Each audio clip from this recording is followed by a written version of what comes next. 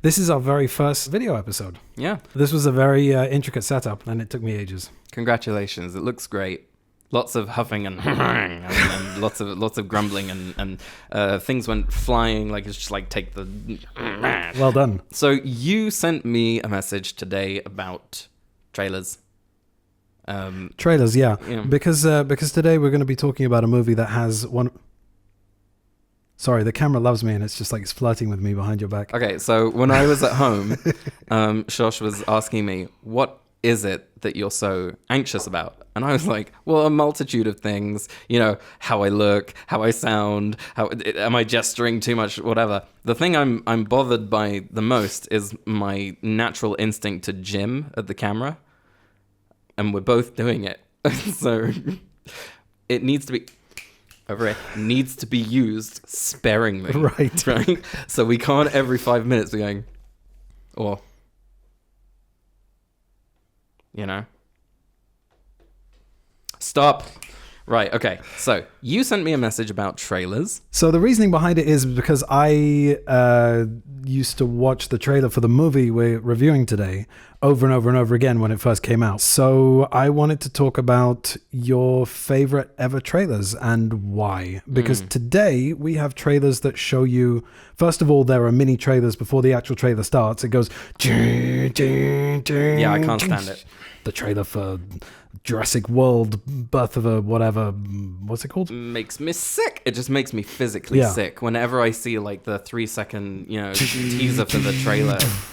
Yeah. Like, I know. I clicked on the fucking link. I know what trailer I'm watching. They don't do that in the cinema, do they? I mean, they must. I mean, it shouldn't exist at all. But anyway, the point is that if you watch a trailer, if you watch trailer 2... Yeah. Or final trailer, as they're now calling like the third final one. _1. Yeah, exactly. So you get like a sort of a mini rundown of the entire movie. Yeah. And it's like, well, I don't need to see it anymore, do I? Yeah, that's every trailer that comes out now. But I was really surprised because I actually rewatched the trailer that we're talking about right now for this movie. Yeah. And I was like, wow, it's great how... It's just a taste, you know. Yeah, it's supposed to get you pumped for the movie. Oh man, am I pumped? And I just watched it, so watched it. And I was like, I want to watch it again now. There was a trifecta of Martin Campbell movies. Like, he's a great director. I've seen a few of his other movies beyond Bond and Zorro, but there's a trifecta of movies that had fantastic teaser trailers. So the original trailer for GoldenEye, that's one of my favorite trailers of all time, with that parody fair remix of the Bond theme, and it's just like the best. Like, they always talk about, like, you're going to put the best takes in there, you're going to put the best shots in there, like the client always says. And you're always like, no, I'm going to put the worst takes in there.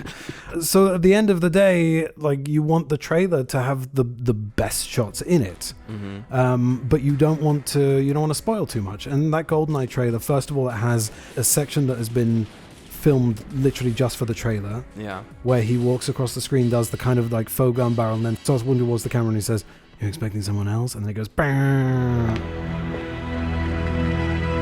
You were expecting someone else?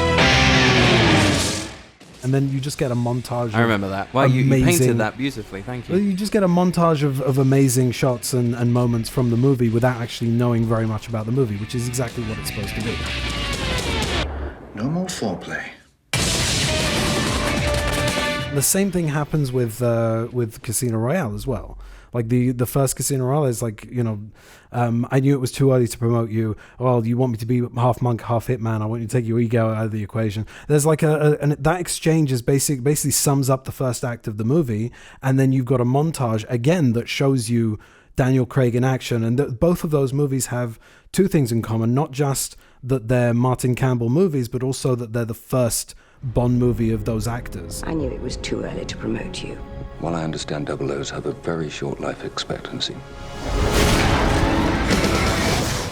And it's like they were sort of taking it really seriously in the kind of like, this is the first glimpse that the audience is going to see of Pierce Brosnan, of Daniel Craig. Land. Zorro is also kind of a Bond movie in a way, kind of a sort of a Bond meets Batman meets Robin Hood kind of a movie, and it's the same thing. It gives you that kind of, first of all, it tells you, like, who directed it, from the director of GoldenEye. and it gives you like the sort of context of it, and then it shows you like certain iconic like moments, like him putting on the mask and whatever, and then and you've got the the phantom music in the background, which you can hear. I've put it in the edit, future me, and then it like sort of explodes into Hans Zimmer's theme from Drop Zone during that fantastic scene when the kid's parachute doesn't open, and then they go swooping after him. Yeah.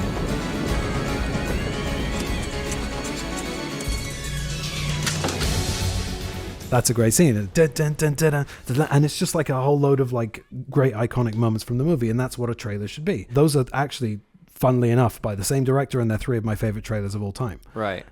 I can't really think of my favorite trailers, because obviously the Zorro trailer was really like, oh wow, I used to rewind that a lot. Yeah, I'd also say like the Casino Royale trailer, I watched that over and over again. Yeah. None of the other ones really, like Quantum of Solace, Skyfall, Spectre, No Time to Die. None of them really like got my adrenaline going in the same way that Casino Royale did.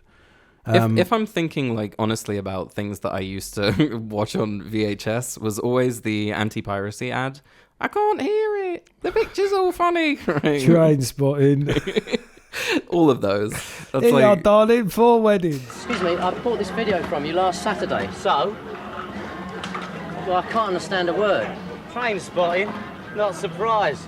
All talking in Scotch, ain't they? I just can't remember actually good trailers at this particular moment, but there are some, and I'm sure I used to watch the beginning of a movie just for the trailer. Oh, there was this great thing. If I can find it on YouTube, I'll chuck it in here. But there was this great thing that they had at the beginning of one of the Steven Seagal movies, sort of 5 trailers in one for 5 Steven Seagal movies, and you had Trailer Guy like talking over it.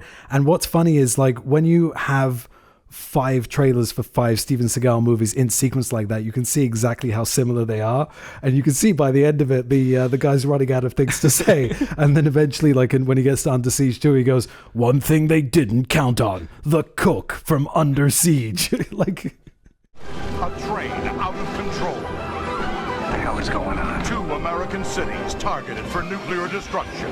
Only one thing can avert a Holocaust: the cook from Under Siege. Nobody beats me in the kitchen.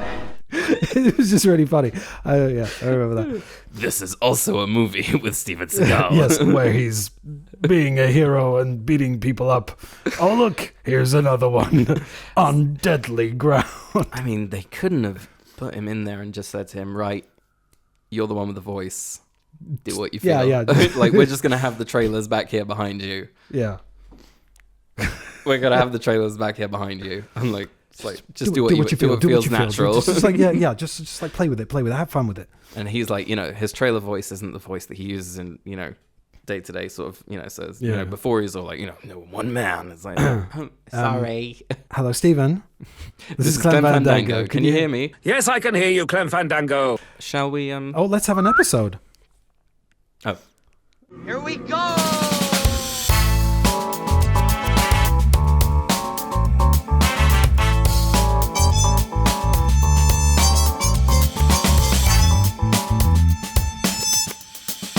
What's Our Seat Number? Hello and welcome to What's Our Seat Number, the only podcast legally classified as both a film discussion and an unsafe theme park ride.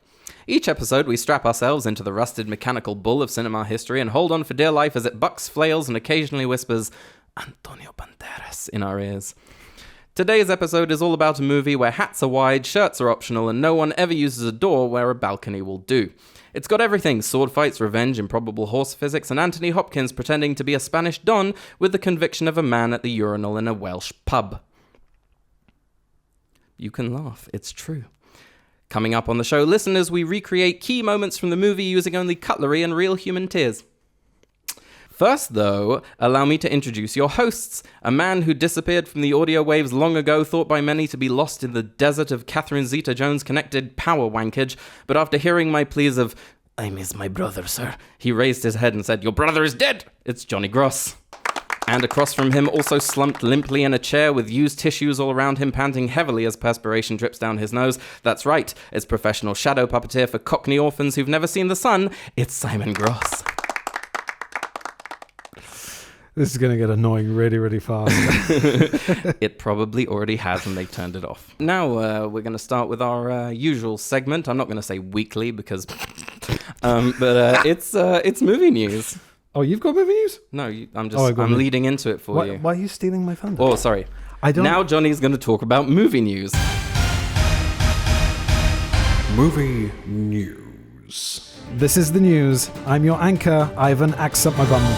So this is something I just found out yesterday. Stunts are finally going to be recognized by the Academy with a new award set to debut at the 100th Oscars in 2028. Why is that taking so long? I don't know. I also feel that it's really correct that we should be talking about that piece of news in today's episode because the stunts in this film are fantastic. Yeah. Really top notch. Indeed. So, yeah. It's just something that that should have been recognized a long time ago. The summer lineup. Let's talk about the things that are coming out this summer. Let's do it. Yeah. Is there anything that you're particularly looking forward to, Si? Movie-wise? Yeah. No. No, everything's shit. Not really. Okay. I'm looking forward to things that are not this year, like Avengers Doomsday. Right. Okay. Well, I'll just rattle off some names, and when you get it, you fucking buzz me. All right. All right. Let's go. I will tell you. I will tell you. Okay. Go. So we got Tron Ares. No, not interested. Lilo and Stitch. No, not interested. Mission 8. I'll go see it, but no. The Entity. Yeah, I'm done after that last. Because what we we watched it. Yeah. And it was just. Did we talk about this in the last episode? Did we talk about this in the last episode? I can't remember. The last episode was in October, for fuck's sake. Sure. Just that it upset me to watch it a second time because in the cinema you're just going, wow, look at him falling off a train. Yeah, right? Yeah. And then the second time it's like, wow, all the stuff that connects the train to the stuff before it, it's all nonsense. There are some really great set pieces. I love the sequence in the airport. Yeah. I thought the opening was way too long and it drags. Yeah. The sequence in the airport is great. Meeting Haley Atwell, all that stuff, really great. The car chase in Rome is really great, but it's a little bit. Is it in Rome? I think it's in Rome. Yeah, sure. But it's a little bit reminiscent of the Paris chase in Fallout. Yeah. Like it's starting to look a little bit samey to the point where, a lot of people, like not me because I know the Bond movies are in and out, but a lot of people will be like, is that the one where? Mm-hmm. And Alan Partridge going, stop getting Bond wrong. Sure. You. Yeah. But I'm like just sort of worried that Mission Impossible is going in that direction, and I would rather they quit while they're still ahead. Fantastic Four. Yeah, okay. You're into that? Sure. Okay.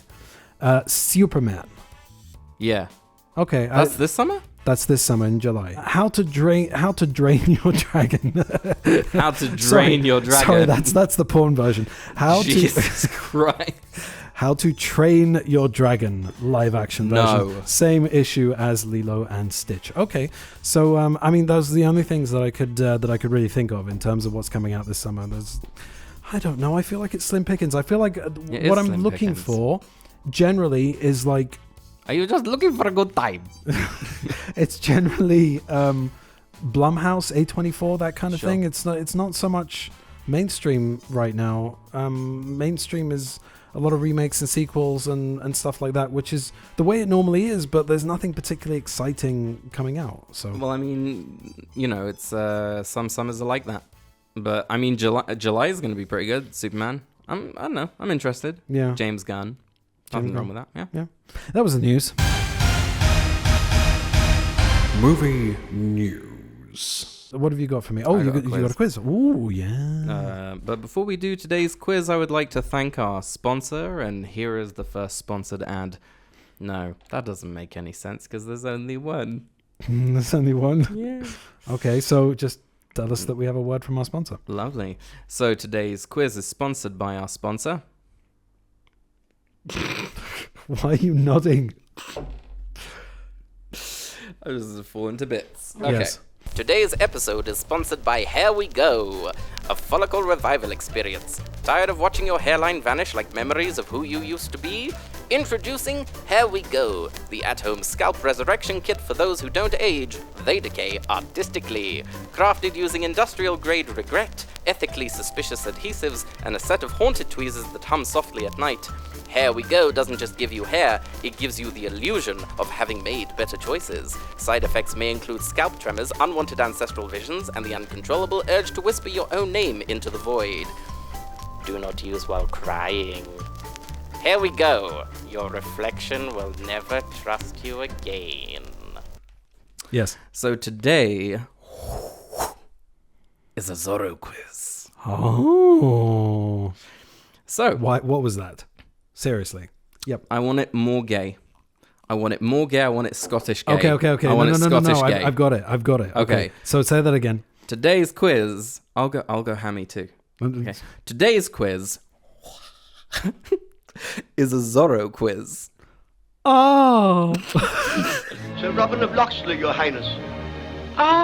Lovely. I knew So that's what Robin you were of gonna Locksley. do, and I was like, don't laugh. Still got me though, because Right. the face you're making. Okay. Lovely. Quiz me, bitch. So, question. Excuse me. Sorry. All right. Yes, daddy. So, in The Mask of Zorro, 1998, the character of Alejandro Murrieta is loosely inspired by which real-life figure of Californian banditry? Joaquin Murrieta. Very good.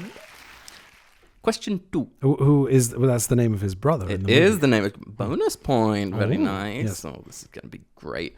So, question 2. Anthony Hopkins plays... Hopkins. What is wrong with me He's today? already- Why can I not read anything? This is insane. Anthony Hopkins plays Don Diego de la Vega, the original Zorro. Mm-hmm. What detail about Hopkins' previous roles connects him to the idea of dual identity or hidden personas?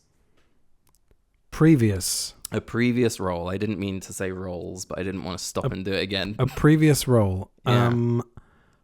Are we talking about a previous role? Yeah, a previous role where he's had to deal... Are we talking 80s or 90s? 80s or 90s? I don't know. When was Silence of the Lambs? You're talking about Silence of the Lambs? Yeah, because I think that Hannibal Lecter's got a kind of... Before he gets taken into custody, especially if you watch it, like if you watch He's just kind of playing two Red roles, Dragon, or if you even just watch the Hannibal series, Yeah. there's an element of duality I to that guess character so. where he I is guess so. playing both sides. Even in Silence of the Lambs. I thought you were going to go with, what's the name of that movie with the ventriloquist? It's not called The Ventriloquist, is what it? now? He, There's a movie with a ventriloquist. Yeah. And Hold on. Anthony Hopkins is in it. 1 second. And I don't know about One it. second. How? 1 second. Anthony Hopkins. I do an even better Anthony I do an Hopkins. even better. Ventriloquism. Magic. It's called Magic. Never seen it. Oh, Jesus Christ. Yeah. No, I've never seen that. So I was thinking that maybe because the dummy like starts to have a life of its own. Okay. It's really weird because it kind of looks like him as well. Oh, a little, yeah, doesn't Yeah. it? But Got yeah, the that's bug eyes and everything. That's a good movie. It's directed by Richard Attenborough. Oh yes. Sorry, go on. In the original Johnston McCulley, I believe I'm pronouncing that Yes, correctly, Johnston Zorro McCulley, Stories, what was the full name of the character who first donned the Mask of Zorro? Don Diego de la Vega. No? Yes, Yeah, indeed. I thought it was a trick question. Congratulations. No, it's not. Some of these are just questions you know the answers to. You see, when I do a quiz, Mm-hmm. I want you to feel like you're succeeding. In The Mask of Zorro, the name Zorro translates to what in Spanish? Fox. Yes, indeed. Question 5. Basil Rathbone, who played Captain Esteban in the 1940 film, was known for what unique skill that enhanced his sword fight scenes? He was excellent at fencing. He was a championship level fencer. Okay. Okay. Question 6. The famous duel between Zorro and Captain Esteban in The Mark of Zorro was choreographed by which Hollywood fencing master? I didn't know this, so I will let you have the doubloons anyway I if you don't. I can see his face. Well, that's helpful because this is a visual medium and we can also see into your brain with the technology of today. Come on. No, why? Leave them alone. No, because I'm going to zoom in on my forehead and then you can see his face. Oh, nice. Cool.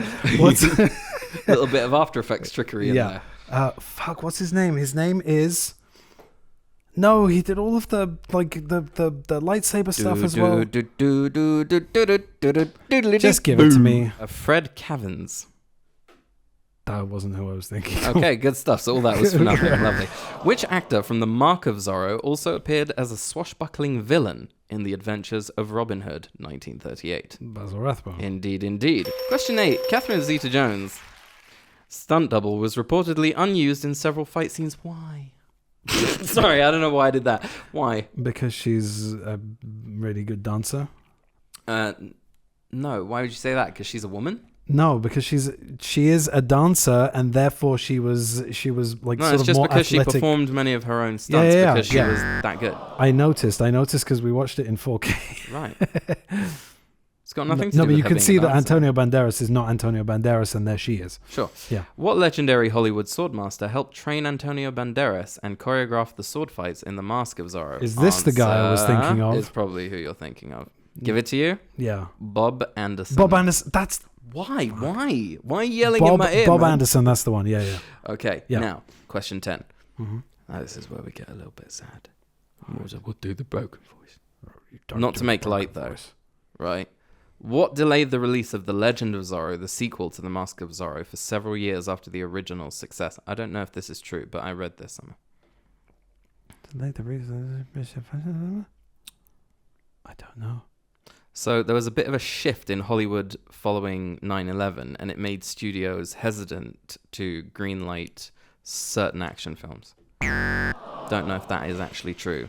I couldn't find it anywhere else. I found it in some trivia. Mm-hmm. So I thought it was interesting. Okay, then. That's it? That was a quiz, yeah. How many did I get? You got 1, 2, 3, 4... I'll give you the Basil Rathbone one. 5. But yeah. 6. I'm not giving you the Catherine Zeta-Jones one. 6. You got 6. Out of 10. Yeah. How many balloons do I get for that? I don't know. Let's drop them on your head. I don't need to make the noise. Hang on. Let's drop them on your head. That was it. Just looking up. No reaction. No, like, nothing. It's 10 o'clock at night. Okay, I'm tired. fine. Fair enough. All right. Okay, so moving on. Shall we talk a little bit about today's film? Do you want to talk about context? Because you were around for this. Mm-hmm. No, I was going really gaga for it. Yeah. No, I think we watched this over and over and over again, didn't we? Absolutely. I remember watching it over and over again. I remember just... Do you remember seeing the trailer before it came out? Yeah. I remember seeing it on VHSs. Rafael Montero, do you remember him? Yes. He killed many men. He was the sworn enemy of Zorro. You. So I remember that this was 1998. So I remember buying 2 VHS tapes off a friend that were 18 rated, and I was 15 and I wasn't allowed to do that. And they were Goodfellas and Desperado. So I saw Desperado, I think, first time in 1997 or 1998, and I was obsessed. I remember I got up. There was a period of time when I would get up at 5 in the morning when I had to go to college at like 8 or something like that, whatever it was. I had to leave the house at 8. And so I used to get up at 5 so I could like make myself breakfast and watch a movie. And I watched a bunch of things during that time. There was Austin Powers. Yeah. There was Groundhog Day. I used to watch over and over again. Goodfellas was one of them. Desperado was another one. And I used to watch Desperado over and over and over again. I have really, really fond memories of that period of time. So when I heard, because I was already really, really big fan of The Mark of Zorro with Tyrone Power. And you and I, we used to watch The Adventures of Robin Hood all the time with Errol Flynn. And he loved it. He used to enjoy it. He used to sit on the couch with us and enjoy it.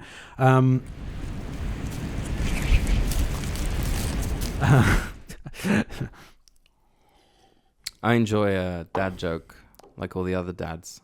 That was some weak tea. That was some weak tea. So, so when I saw that Martin Campbell, director of GoldenEye, was making the Mask of Zorro with Antonio Banderas as Zorro, I was like, of course, perfect. And also there was Assassins as well. That was another movie I used to watch over and over again, and he was deliciously evil in that movie. Yeah. And you know, I had a thing for. I think I had a small man crush on Antonio Banderas.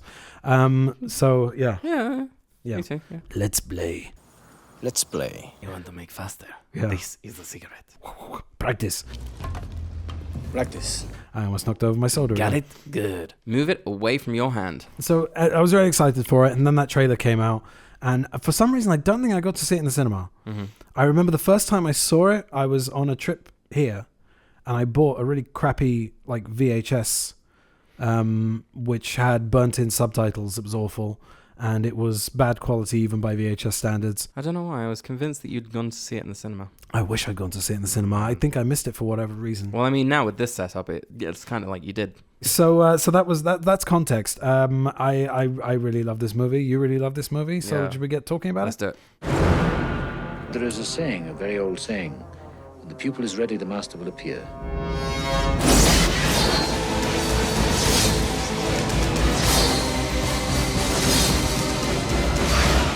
So let's talk notes. Mm-hmm. I've got notes here.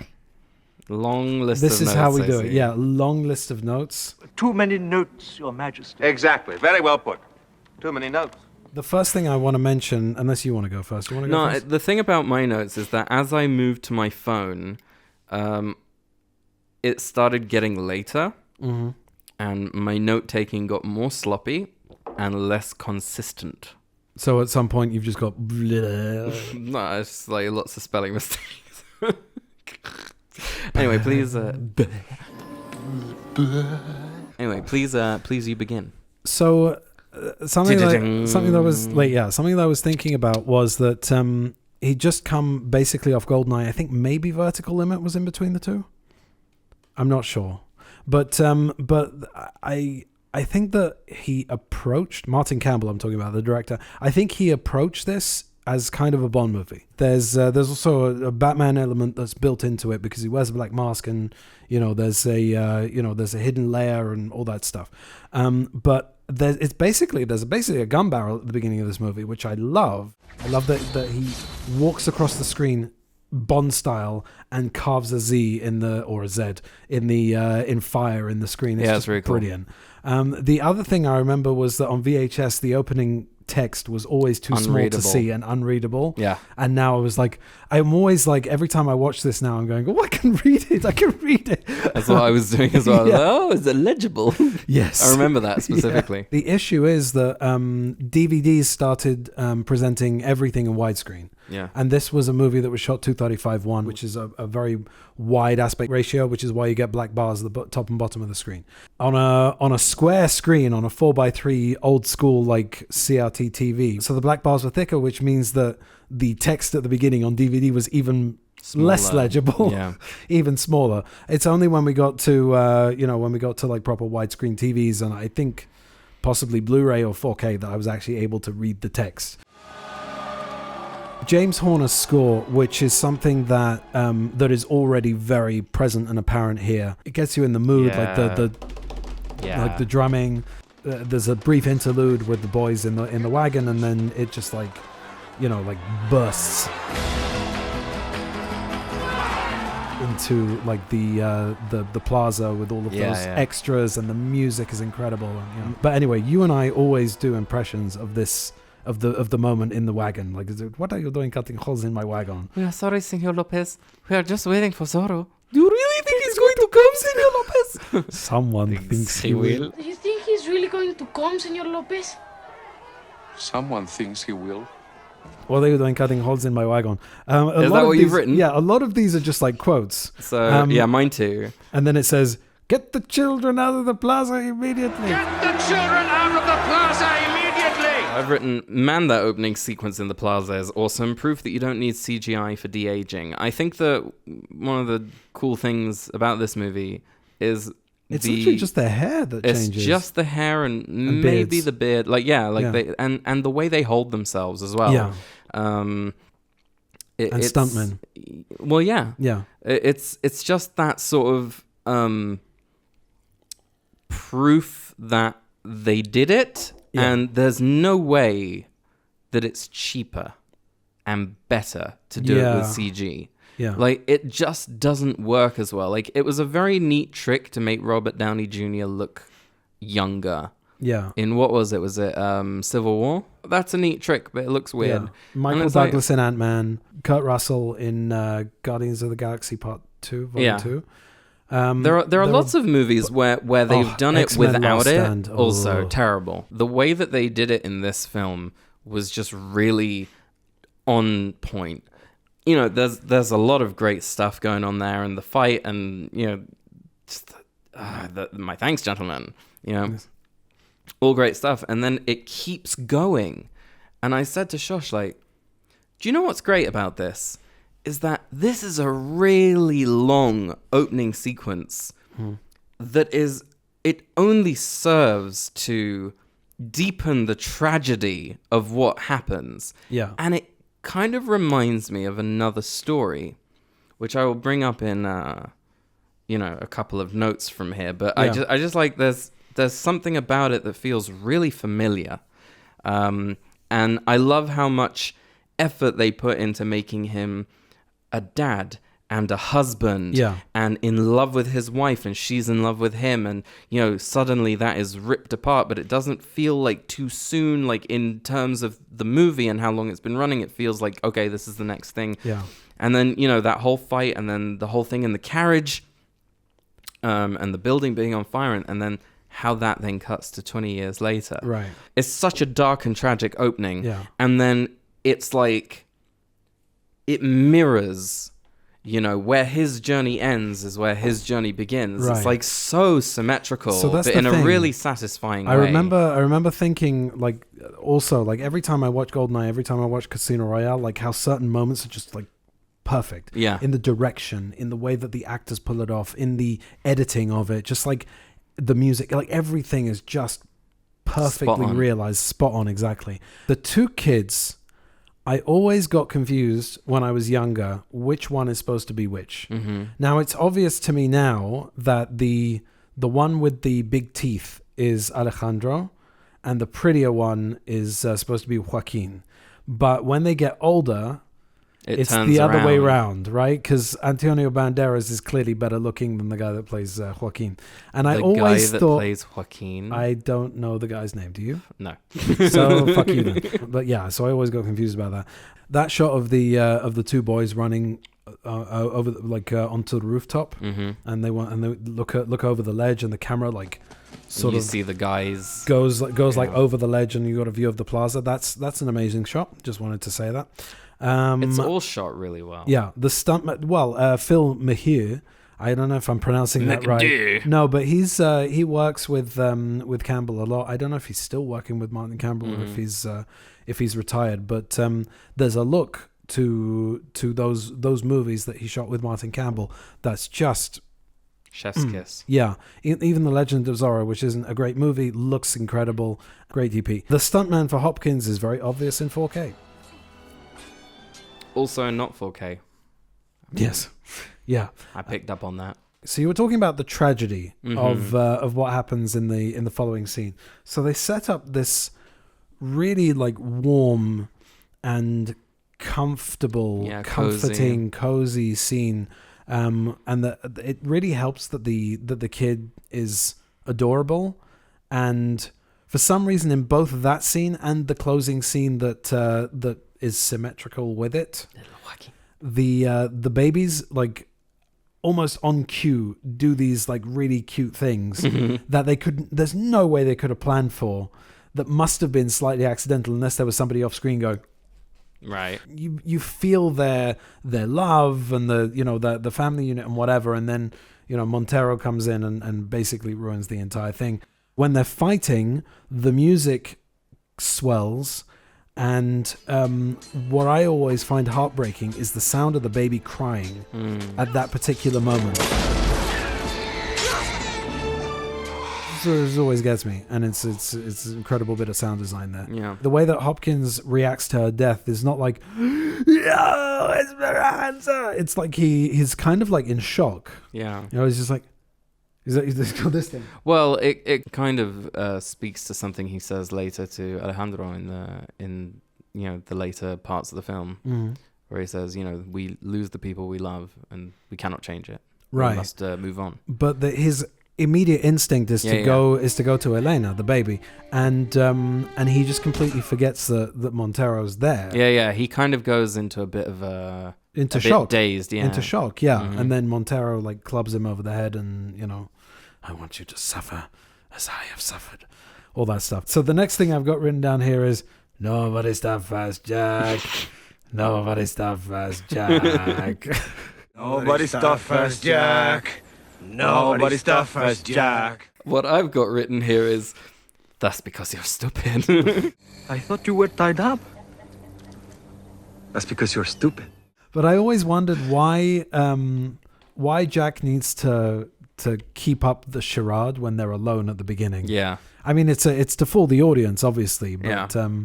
Like he's screwing with them with the water bottle and everything. I was also thinking that last night, but one of the things I thought to myself was, well, maybe as they get closer to the town, they need to sell it, in case they've got lookouts or someone sees them from far away. There's a certain distance. Like, look at all that. It's all sort of open. There's nowhere to hide and go, okay, let's just tie you up over here. Right. You gotta from a certain distance, you gotta come in. You don't know how far away they were from it. Right. So I did a little bit of research on this. Joaquin Murrieta was a real bandit in the 1850s, captured by a group of rangers headed up by Captain Harry Love, who was also a real person, but he wasn't actually there. I don't think. I think it was like captured by one of his groups of rangers. Got it. And he was killed, and his head and three-fingered Jack's hand were in fact put in a jar of alcohol to bring to the authorities for reward in order to preserve them. And obviously, as we said before, Murrieta is believed to have inspired the Zorro character, conceived by Johnston McCulley in 1919. And that colored my experience a little bit more now, because I'm watching the scene like Mich was kind of like, ew, so he drank from the jar that his brother's severed head's in, and I'm like, yeah. That's what you said to me as well when I was a kid. You're like, yeah. You know what you didn't say, which you should have said? Is like, I'll drink from your jar as well one day. Why are you looking at me like that? This is you in my sick brain. It's your fault. Yeah. The next thing that I noted down was the wave. Yeah. Amigos, adios. I love that. I think it's cute. But then, it's another thing that they kind of like establish this, camaraderie, this group of friends, and they're all cheering and the whatever, and then it's just completely cut down by the antagonists. I've always loved how the music stops and everything goes quiet, just like in the opening scene. This movie is great at establishing the evil of the bad guys. It's such a great moment. It just goes so quiet, and they all it becomes apparent immediately. It's just so great. This movie was always rated PG, and it was always uncut, and yet the 12 certificate was in existence by that point. It came about in 1994. I think the first 12 certificate movie I saw was Ace Ventura. So by 1998, it was well in effect. I'm wondering why this wasn't rated 12, because there's a lot of moments in this that are quite dark and quite violent for a PG. Sure. Like, I wouldn't show the kids this. No, I wouldn't either. Because the next thing is bury the body, bag the head. Bury the body, bag the head. And then you see him riding with his horse with the bag with the head in it, and the blood's dripping out from the bottom of it. Yeah. Next thing, your turn. So there's that whole sequence where Raphael shows up at the prison.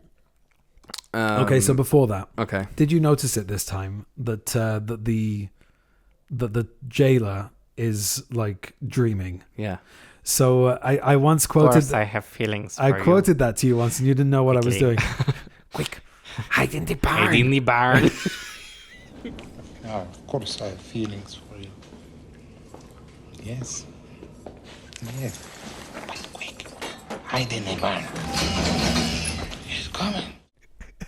It's just like, he's coming. It's coming. I'm Zorro! They took my mask, my sword. Silence, you old fool! I am Zorro! I call this scene the Spartacus scene.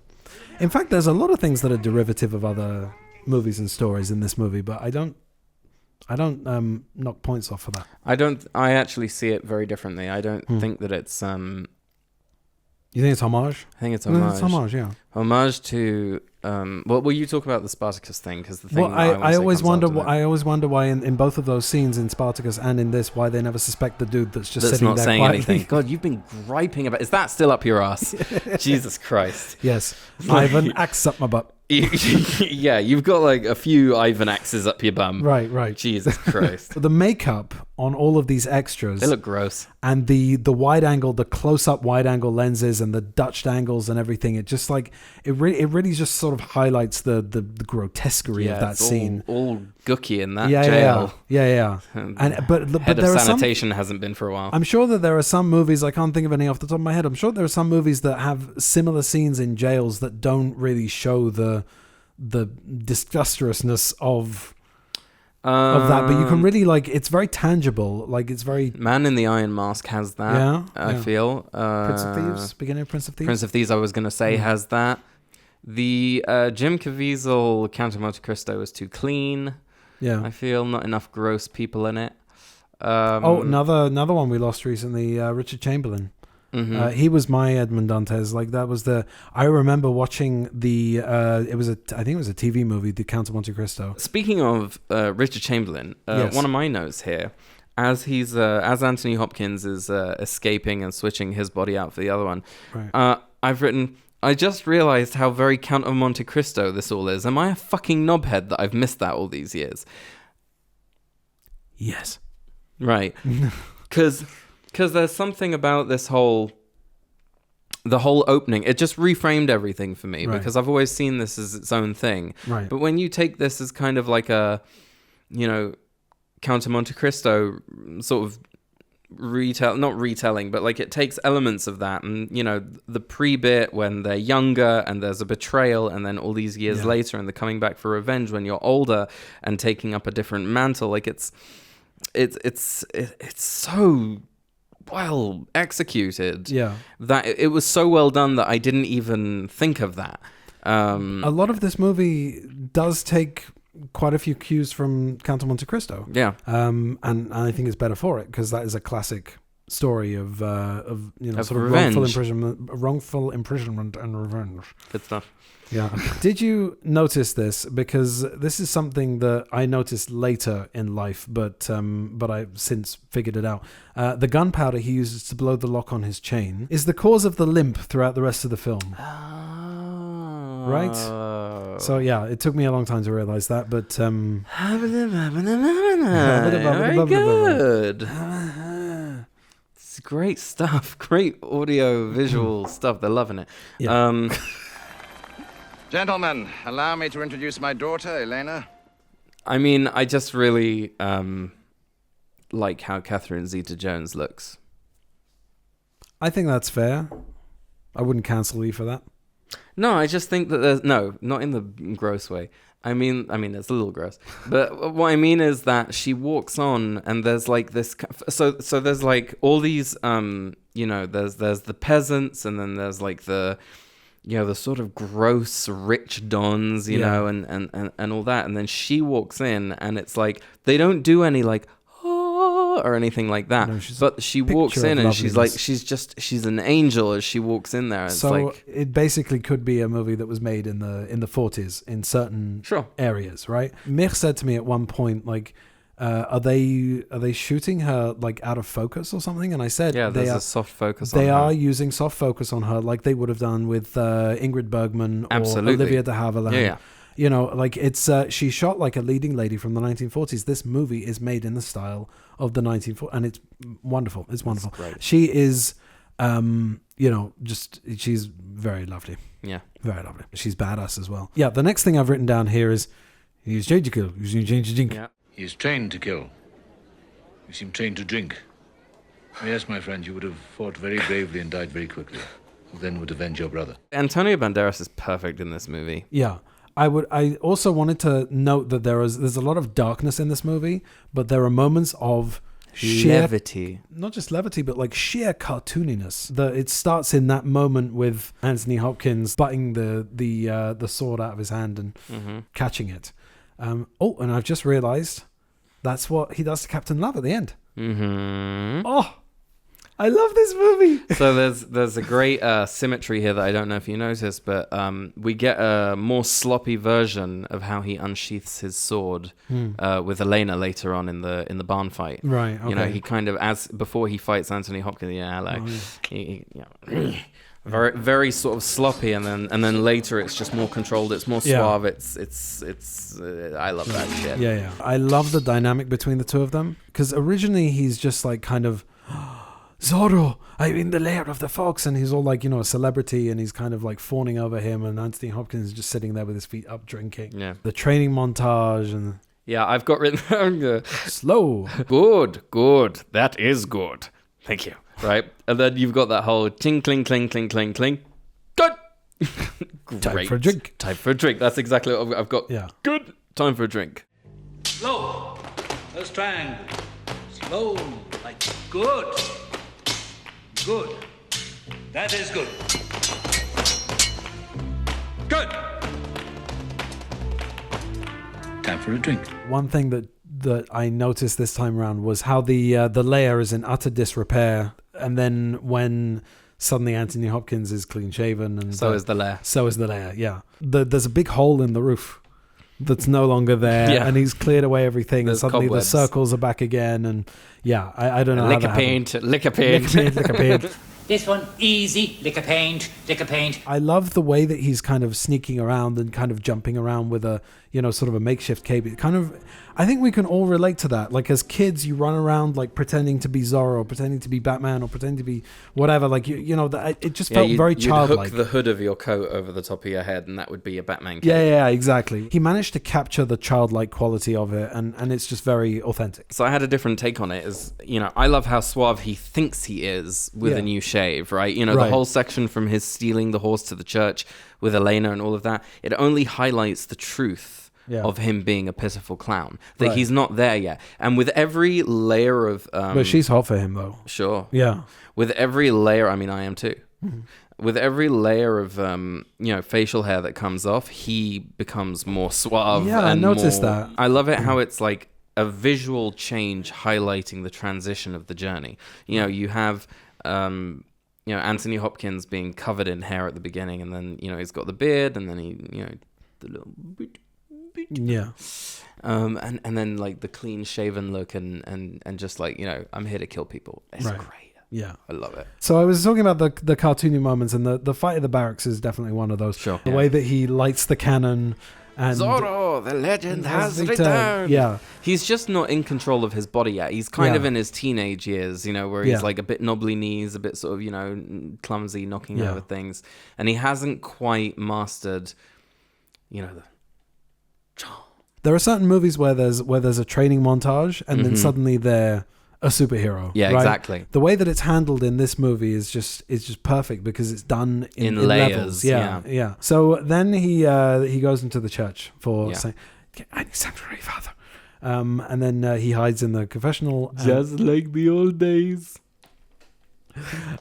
Just like the old days. I love the dialogue in this scene. I love the so chemistry good. in this scene. It's just perfect. Just great. You killed somebody? No, that is not the fourth commandment. Of course not. I have broken the fourth commandment, Padre. You kill somebody? No, that is not the fourth commandment. Of course not. How did you break the most sacred of commandments? I dishonored my father. That is not so bad. Maybe your father deserved it. What did you say? I said, tell me more, my child. I really like how Captain Love, as opposed to some of the other villains who aren't Don Rafael, is very well spoken. And she says, I was confessing. And he goes, confessing to whom? The priest is here. And I'm like, that's some good grammar, my friend. where did you study and what did you do to get here?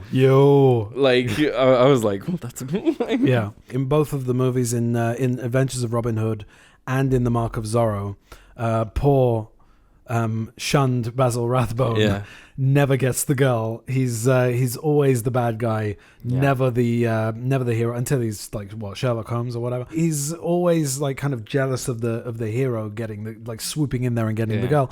And Matt Lesher plays that also, like, but he doesn't play it as like a kind of hurt puppy. He plays it as like he's pissed. He's like a wounded animal, like a wounded, like, wild beast. You know, like, he's pissed, and the hatred, and there's a piece of trivia here that I'll talk about that, but like the hatred, like, it's just so well played, and it's also sort of, his the very love triangle. Aryan looks are very the fact that he's very out of place where he is, and just his accent as well. Like, they don't kind of play up any sort of racism, but you feel that there's an undertone of it. Yeah, for sure. But like, I love the love triangle there, because it's not, like, obviously Catherine Zeta-Jones and Antonio Banderas have this electric chemistry that's just incredible. It's literally lightning in a bottle, because it falls so flat in the sequel. Yeah, for sure. But like, when you've got somebody with that kind of presence and that kind of, like, sort of almost understated but very potent evil, the way that he plays that character, and he plays a similar kind of point on the triangle in Joey as well, because he plays her husband in like the leading lady's husband in Joey, right? And Joey comes in and they're in love, and you want those two to get together, but he's the husband. I was thinking to myself, why haven't I seen him in anything else? And I was like, oh no, he was Eobard Thawne in The Flash. Okay. And he's great as the Reverse Flash. Right. But it took me a while to realize who he was, because he doesn't have a beard. Right. But now that you've mentioned Joey. Yeah. If two actors have to be, like, perfectly matched and perfectly complementary in order to create romantic chemistry, the third point on the triangle needs to counterbalance that. And, he does that so fantastically well. There's this interesting thing that's going on where you have sort of like Don Diego's rivalry with Raphael, and Antonio Banderas' revenge plot with, Captain Love. But then at the same time, they're all each other's enemies. Yeah. And the core of those rivalries are so different as well. Yeah. That one is you killed my lover and took everything that I have and my daughter. And the other one is you took my brother, who was the only thing that I have. Right. And it's a completely different kind of familial love, but it's so it's so potent, both of them in their own ways. So it's just like a really interesting thing to watch those two storylines intersect in so many places. The most noticeable are in the party, where all of them are in the same place. Right. Since at all in the movie, they're all in the same place. The thing about Anthony Hopkins' character is that he's not actually interacting with any of the with Captain Love or with Raphael, but he's there and he's sort of watching, and he's he's sort of pulling the strings behind the scene, and you've got Antonio Banderas kind of dealing with both of those antagonists at that table. And when he realizes that there's chemistry between his daughter and his protege, and he's got that little smile that plays on his face, I love that. I love how Alejandro, his self-esteem is pretty low. Yeah. Because Diego has given him a proper dressing down. He's not failed, like, he succeeded in getting the horse, but he did it in a spectacularly terrible fashion. He also wanted approval from his sort of father figure. Didn't get it. And he didn't get it. Right. He got a dressing down, exactly. Which was not what he was expecting. So when he arrives at the party, he's confident and he's doing his thing, but every so often he goes like that, like he believes that he's doing a bad job. Yeah. But he plays the fop fantastically well. And he's got an answer for... Gives me a frightful headache. And he's got the answer for, every possibility that Raphael's going to throw at him. Yeah. There are lots of different things about this scene that are fantastic, but there's that what you just said, which is the kind of, Scarlet Pimpernel-esque Sink me. There's all of that kind of, like, great stuff from Antonio Banderas where he's saying, Oh, it gives me a frightful headache, all that stuff. All that playing with swords, shooting guns, racing around on horses, gives me a frightful headache. Where he's kind of playing to the crowd, but at the same time he wants to impress Elena, and Elena is like kind of, another one of my father's friends who's a complete and utter bore and whatever. But the best thing about this, I think, is his dressing down of Captain Love.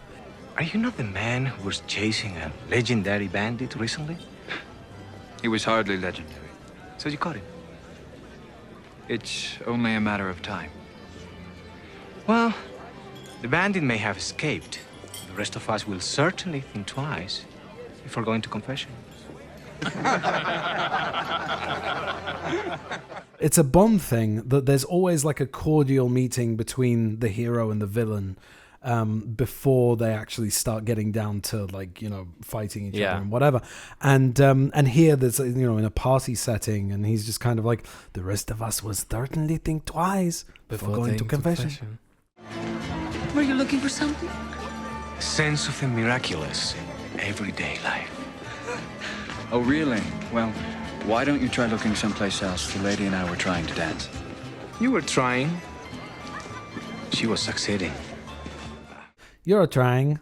She was succeeding. Yeah, that's one of those things that every time we quoted it just gets worse and worse. She was succeeding. I was like, you're saying the line wrong, mate. When I was watching the movie, I was like, it's not creepy enough, mate. The dance is very sexy. Yeah. Her disappointment at his play acting after the dance. Yeah. You know, like, although, that is the way they are dancing in Madrid these days. But then I've written here, it's as if his dancing revealed his true self. Yeah. And he can't hide it from her. And then he has to go back to being the fop. That's the way they are dancing in Madrid these days. Excuse me, Don Rafael. I need to catch my breath. Dora is a very spirited dancer. Spirited. Thank you for putting it so delicately. There's also a similar scene in the 1940 version where she kind of like storms She gets off. annoyed and walks off. Yeah, I remember that. I never dreamed dancing could be so wonderful. I found it rather fatiguing. If you'll excuse me, senor, I wish to retire. So sorry. I noted how massive the mining set is and how it's all so real and tangible and dusty and like whatever, and the amount of extras. Like, I was watching a video essay about the complete and utter failure of Cutthroat Island, and it was said to be one of the last movies to, you know, throw in everything but the kitchen sink, and like you know, all the sets are practical, all the stunts are practical. Yeah. This came out like a few years later and did all of that stuff, and it's much better. And they threw so much money at it, and it was just really well paid done. Off, yeah.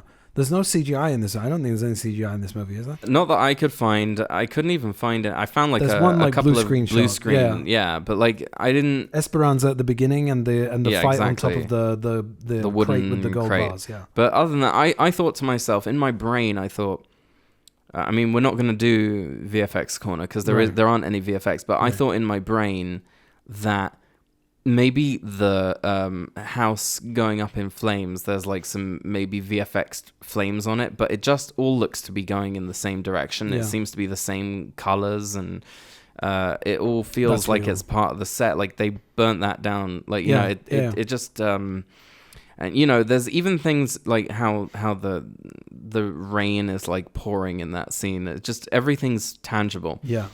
So I really couldn't find anything. I think this is 100% stunt and you know, one blue screen shot. I mean, I would take an easily noticeable stuntman over face replacement any day. Yeah.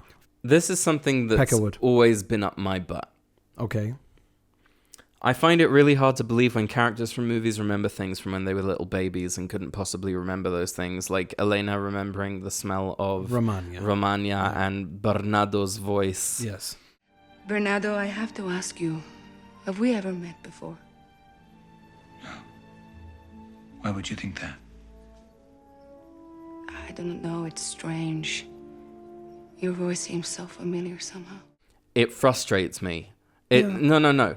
It makes me angry. Like I'm like. So is this the one pockmark on the entire movie for you? Yeah. Okay. Like, it doesn't... Look, there is nothing that can ruin this film for me, right? Like, I think I was pissing her off last night because all the way through I'm quoting it with it until she got tired. I go, oh, maybe that's why she went to bed. I don't know. You tell me. There's something about that conceit in films where, you know, just by chance someone happens to remember something. It's not like remembering a smell from when you were 3 or 4. You know, a baby that's like, how old is this baby? A few months? A baby? A monster. 6 months old, maybe? Right. And it's like, there's no fucking way. Yeah. Would you care for something to drink? The jars. I've always found how Alejandro drinks from his brother's jar to be really hard to watch. Johnny will probably tell me to get over it. No, I also do. It's just because it's such a brave thing for him to do, to continue the charade. Yeah. And to but he's suspecting him already, like to the point where he says, like, you know, Murrieta's brother or not, you're not what you see. You're more than what you see. Yeah. More than what you pretend to be. Yes. That's a great scene, though. I love the sort of mano a mano kind of like, you know. You're a very sick person, Captain Love. Yeah. That's what he says. Yeah.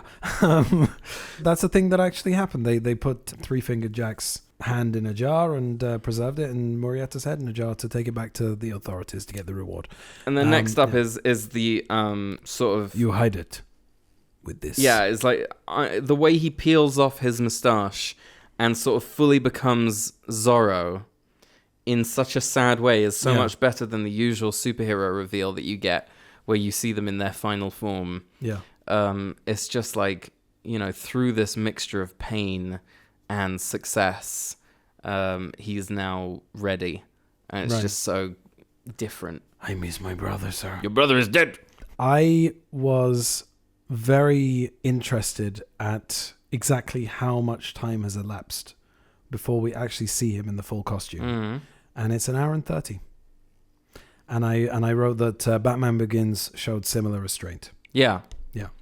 They take the time to establish the characters and the players, and you know they keep you waiting for it. Yeah. In the same way that there's also where the comparisons to Batman kind of where it overlaps as well, where you know, Bernardo is kind of you know, like the Don Diego is playing the character of Bernardo, which is kind of the Alfred. Yeah. When he's playing a kind of, you know, Bruce Wayne-esque kind of playboy. Obviously in Batman Mask of the Phantasm and in Batman Begins, you know, there's the he's wearing a balaclava and he's jumping around and he's not quite in the full costume yet. Yeah. And that's the same thing when he like goes to steal the horse in the barracks. And here we are at 1:30 and now he's in full costume and it's like, I was watching Daredevil Born Again. And I think it takes 5 episodes? 5 episodes before he puts on the suit. Right. And some of those episodes leading up to it could have been cut, like trimmed, you know. But I definitely felt that fist bump moment where he goes, fuck it. Right. And he goes and puts on the suit. I really felt that. I think that the more you kind of milk those moments, if you allow them to breathe in a show, it can really work. Like having Claire and Jamie separated in Outlander in season 3 for about 5 episodes, I think it is. Right. Yeah, but then they just kept doing it, and after a while, it was just like, oh, for yes, fuck's but sake, we're talking about the first time, right? You know, and it just really works, right? And you know, there's that itchy feeling of like edging. when's it. Yeah. Okay, moving on. The fight in the Hacienda is, in my opinion, one of the best sword fights in cinema history. Yeah, but before we get there, go on. Let's talk about one of the best lines in cinema history. Go on. It's not just one man, damn it! It's Zorro! After all, if it's only one man, It isn't just one man, damn it! It's Zorro. There's the thing about this sword fight is that you see that he has his own little tics when he's fighting, like, you know, the whole thing where he's tapping the sword. So he does it again in the fight at the end with Captain Love. Because he's playing. He's playing with him. Yeah, but also, you know, things like the pushing up of the sword and taking it out, and like you said, the sort of symmetry of how Anthony Hopkins takes his sword from him, so he takes, you know, Captain Love's sword. There's a lot of like great sort of repetition or symmetry between movements and moments that are very telling of the differences between the two characters. I think that also there's a certain amount of joy that Diego de la Vega has at the beginning of the movie in doing it, that he kind of loses once he's lost, you know, everything he cares about. And Antonio Banderas is kind of like, his character is younger and playful, and so it fits. And I think that the speed with which they are crossing swords, especially in the double fight, the 2-on-1 fight, it just every time. But that's I all get him. So excited It's about all it. him. I know. It's I just incredible. get so excited about all the stunts. He flips over that guy, like he rolls over his back. And he's just like fighting everybody on the table. In the main courtyard, yeah. Everything in the hacienda is just so good. And it's like stunt work, choreography. It's also, you know, when you're watching Toby Stevens and Pierce Brosnan's fight in Die Another Day, is so wank. Yeah. Like, it's rubbish. And it's just because Pierce Brosnan can't pick up his sword, he can't hold it, nor swing it. And I find that when people are two-handing a sword in a sword fight and it feels like they're anticipating the other person's blow, it's just very obvious, and it's hard to watch, and it's cringe. And you look at like the sword fight at the end of Count of Monte Cristo with Jim Caviezel is like brief. It's brief, but it's again, there should have been more of this in this movie. Yeah. And here it's just like every single sword fight in this film hits. Yeah. And it slaps, it spanks. I just remembered something. I noticed I was looking out for this time when I watched it. There's always an issue with one person taking on a whole group of people.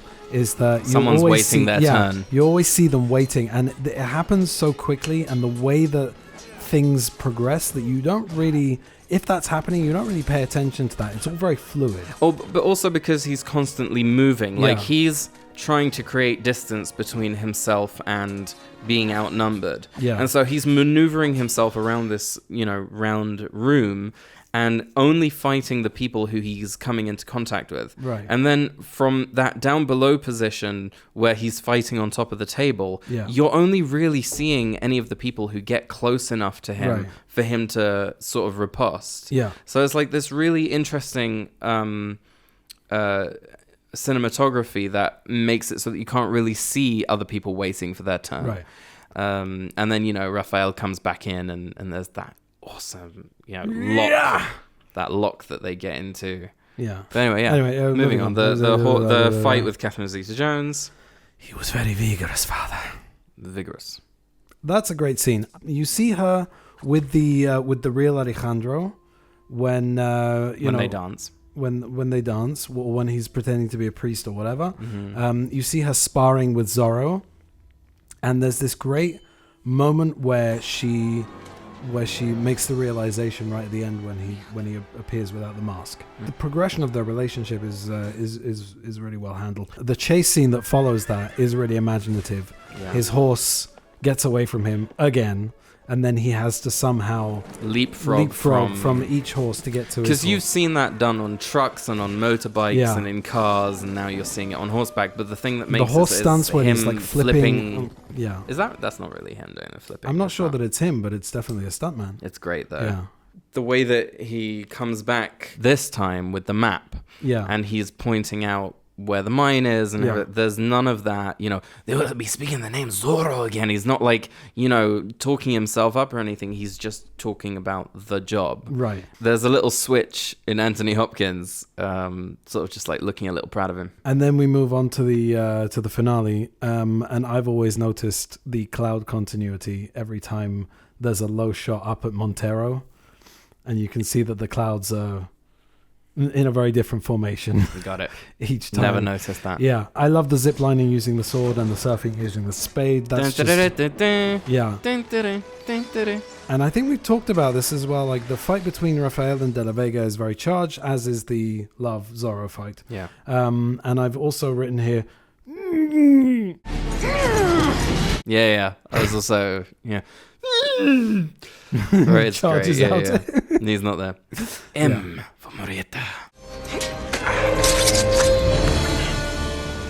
M for Morietta. 2 men.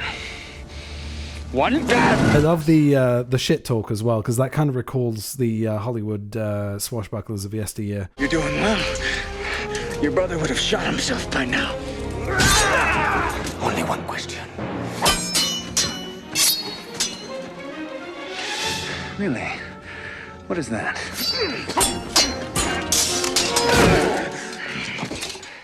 How would you like your remains displayed? You know any prayers, my friend? I'll say one for you. It's a good effort, Capitan. The next will be better, my fancy clown.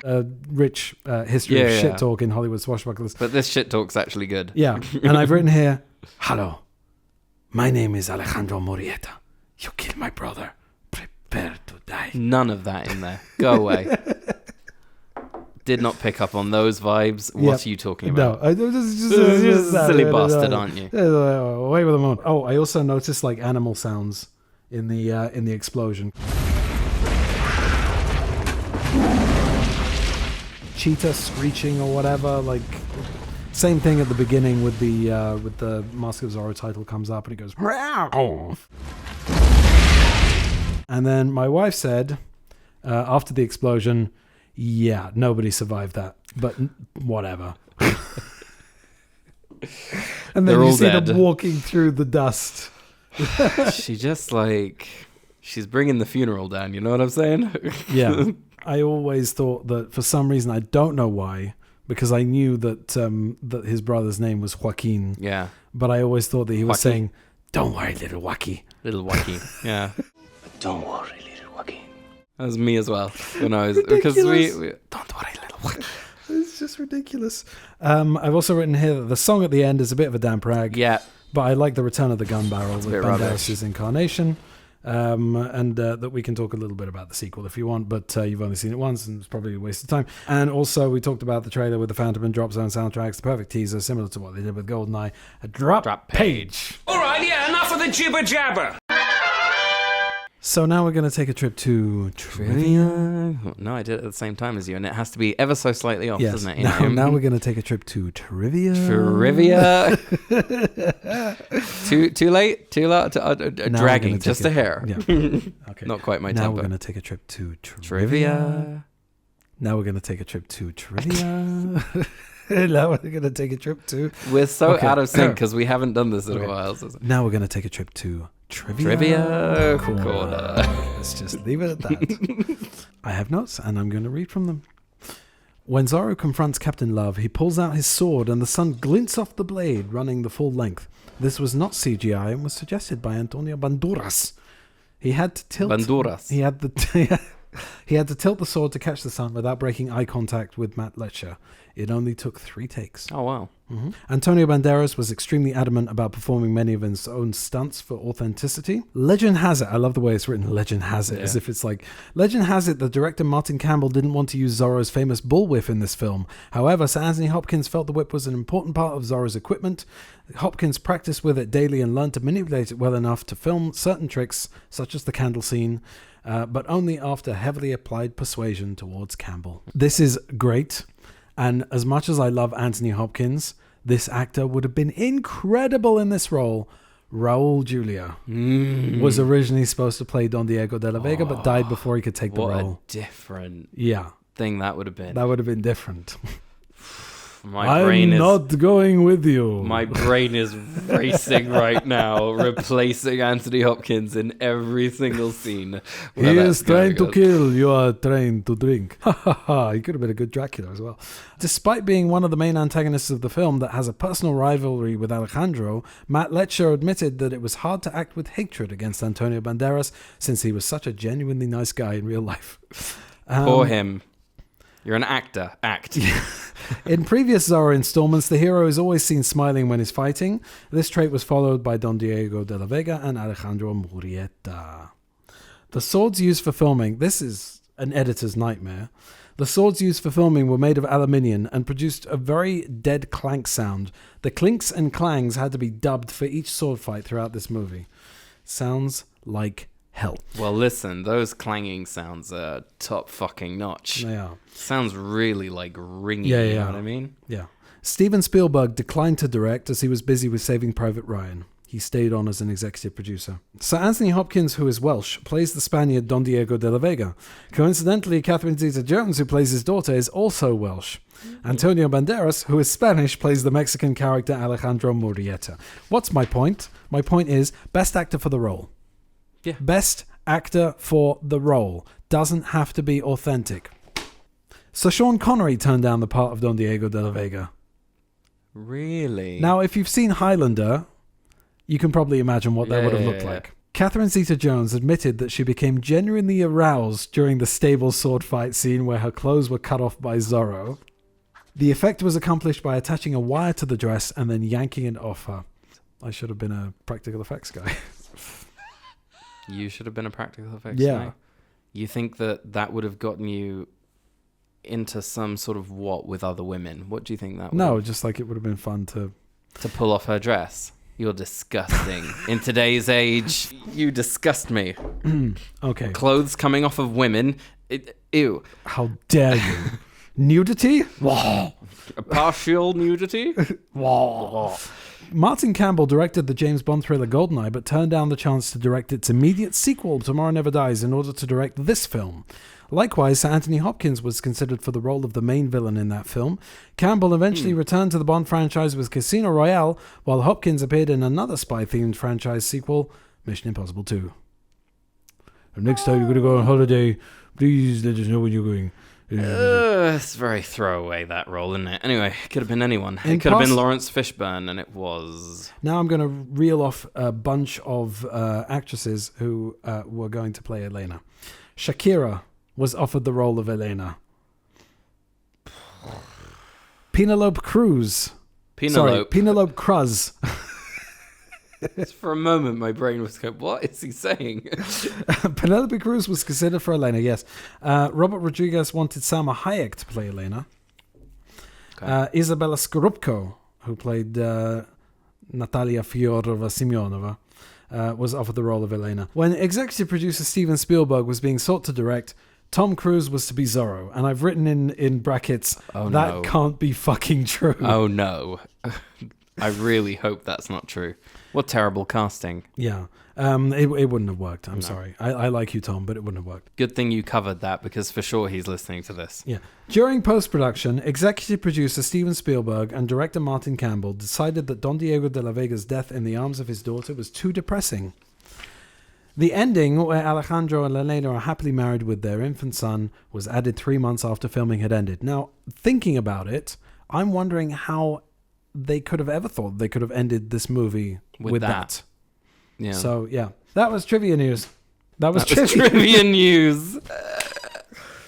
It's quarter to 12. Trivia news. Trivia news.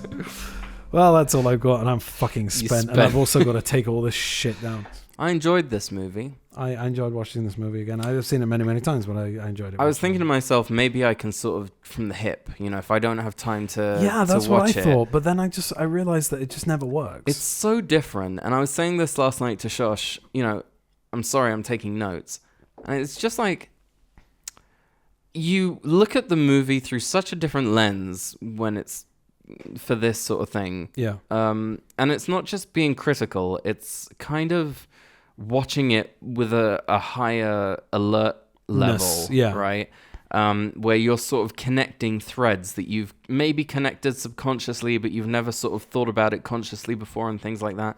And it just, for me, every time at the end of an episode where I say I really enjoyed watching that, I don't just mean it in the sense like this was fun. I mean that it gave me a wider enjoyment, a deeper enjoyment of this thing that I've loved, so much. I really love this movie. Yeah. I remember I have a friend from college, and I discovered that he likes this movie too, to the level that we're able to quote it. Right. Okay.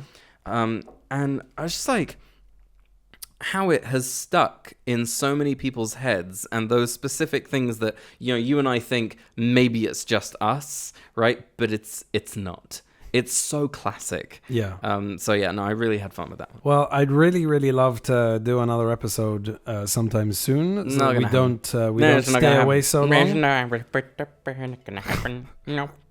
I'm sorry, I seem to be having a stroke. I apologize. Okay. That was that. I'm going to wrap it up. Say goodbye. It's a wrap for WOSN. That's a wrap. Thank you for listening. Thank you for listening. Thank you for watching. Thanks for listening. Bye.